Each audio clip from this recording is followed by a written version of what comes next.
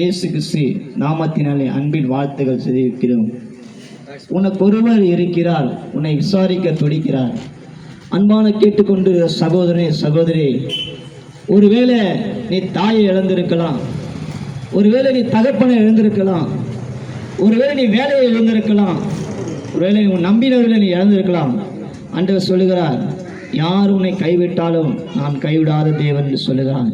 இந்த மாலை வேளையில அன்பு சகோதரனே சகோதரியே, நல்ல வார்த்தைகளை கேட்கும் போது நம்முடைய வாழ்க்கையிலே நல்ல குணங்கள் உருவாகும் என்று வேதம் சொல்லுகிறது.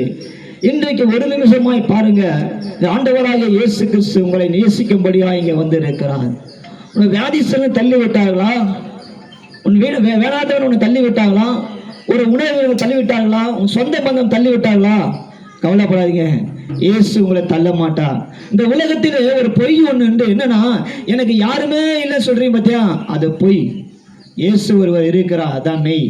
ஆமா, இன்னைக்கு நீங்க சொல்லலாம், எனக்கு யாருமே இல்லைன்னு சொல்ல முடியாது. இயேசு உனக்காக எனக்காக இந்த பூமியில வந்து அடிக்கப்பட்டு நொறுக்கப்பட்டு சிலுவையில ரத்தம் சிந்தி கடைசி நிமிடம் உனக்காக அவர் மரித்து மூன்றாம் உயிரோடு எழுந்த இயேசுக்கு சொல்லுகிறார், வருத்தப்பட்டு பாரசு மக்களே, நீங்க எல்லாரும் என்னிடத்தில் வாருங்கள், நான் உனக்கு இளைப்பாறுதல் கொடுக்கிறேன்னு சொன்னாரு. இயேசு கிறிஸ்து உனக்கு இளைப்பாறுதல் கொடுக்க தேவன் வல்லவராய் இருக்கிறார். இன்றைக்கு இளைப்பாறுதலுக்காக ஜனங்கள் ஓடி திரிந்து இருக்கிறார்கள். ஒரு கூட்ட ஜனங்கள் பீச் பக்கமாய் போகிறார்கள், ஒரு கூட்ட ஜனங்கள் சினிமா பகுதிக்கு போகிறார்கள், ஒரு கூட்ட ஜனங்கள் தன்னுடைய போதையில அடிமையாய் இருக்கிறார்கள். ஆனா பாருங்க, இந்த சமாதானம் எல்லாம் இன்றைக்கு பூத்து மாலையில மலர்ற பூவை போல மறைந்து போய்கிறோம். என் ஆண்டவர் சொல்லுகிறார், என்னுடைய சமாதானத்தை உனக்கு தருகிறேன் சொல்லுகிறார்.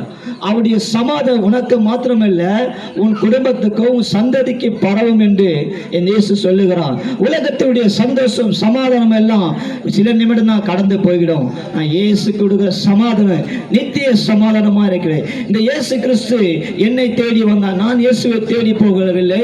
இயேசு என்னை தேடி வரும்போது நான் ஒரு துன்மார்க்கமாக வாழ்ந்திருந்தேன், ஒரு குடிகாரனாய் வாழ்ந்திருக்கிறேன். என்ன சொல்லுங்க, எல்லாரும் சொல்லுவாங்க, என்னப்பா எப்ப வந்தாலும் யார் வந்து சொல்றீங்க, குடிகாரன் ரசிக்கப்பட்டான், குடிகாரன் ரசிக்கப்பட்டான்.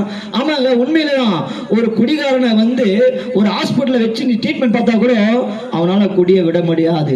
ஒரு திருடனை போய் நீ போலீஸ்ல பிடிச்சு கொடுத்தா கூட அவனால அந்த திருட்டு பிடித்துல வெளியே வர முடியாது. ஒரு ஊழியக்காரர் சொன்னாரு, என்ன போலீஸ்காரங்க எவ்வளவு அடிச்சாங்க, திருந்து சொல்லி நினைச்சாங்க, நான் திருந்தவே இல்லை, இயேசுதான் என்ன திருத்தினாரு அப்படின்னாரு.